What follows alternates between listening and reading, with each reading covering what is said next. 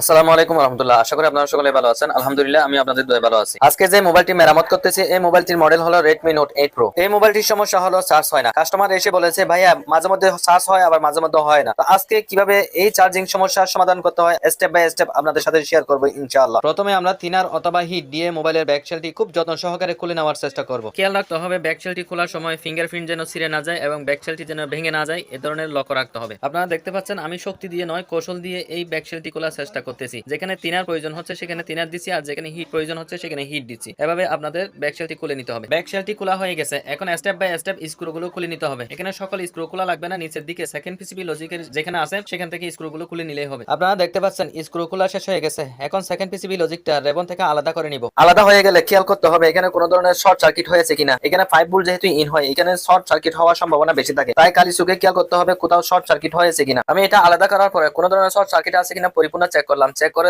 যা দেখা গেল তা হলো পানিতে পড়ার কারণে এখানে জং ধরে গেছে এবং বিভিন্ন কম্পোনেন্ট গুলো নষ্ট হয়ে গেছে। তাই আমি প্রথমে তিনার দিয়ে ভালোভাবে এটি ওয়াশ করলাম। ওয়াশ করার পরে হাত ব্রাশ দিয়ে ভালোভাবে ঘষা দিলাম যেন জংগুলো সরে যায়, তাহলে লাইন ক্লিয়ার হলে আবার চার্জ হতে পারে। ওয়াশ করা শেষ হয়ে গেলে এখন মাল্টিমিটারটি নিয়ে মাল্টিমিটারটি ভোল্টেজ মোডে রেখে ভোল্টেজ যথাযথ পাচ্ছি কিনা সঠিক মোতাবেক চেক করে দেখবো। যদি ঠিক মতো পায় তাহলে মনে করবো এটা শর্ট সার্কিট ছিল বা কোনো না কোনো কারণে চার্জ নিচ্ছিল। আপনারা দেখতে পাচ্ছেন আমি সুন্দর মোতাবেক টেস্ট করতেছি। এখানে পাইপ পয়েন্ট পেয়ে গেলাম, আলহামদুলিল্লাহ এটা যথাযথ ঠিক হয়ে গেছে। এখন মাইক্রোস্কোপ দিয়ে একটু চেক করে দেখবো কোনোখানে কোনো ধরনের শর্ট সার্কিট ছিল কিনা। খালি চোখে দেখা না যায়, অনেক সময় আবার মাইক্রোস্কোপ দিয়ে দেখা যায়। দেখতেছি মাশাআল্লাহ আলহামদুলিল্লাহ সবকিছু ঠিকঠাক আছে, কিন্তু কম্পোনেন্টের ওখানে একটা কম্পোনেন্ট নষ্ট ছিল, ওটা আমি কানেক্টরটা সুন্দরভাবে ঘষে দিলাম, আলহামদুলিল্লাহ পরিষ্কার হয়ে গেল।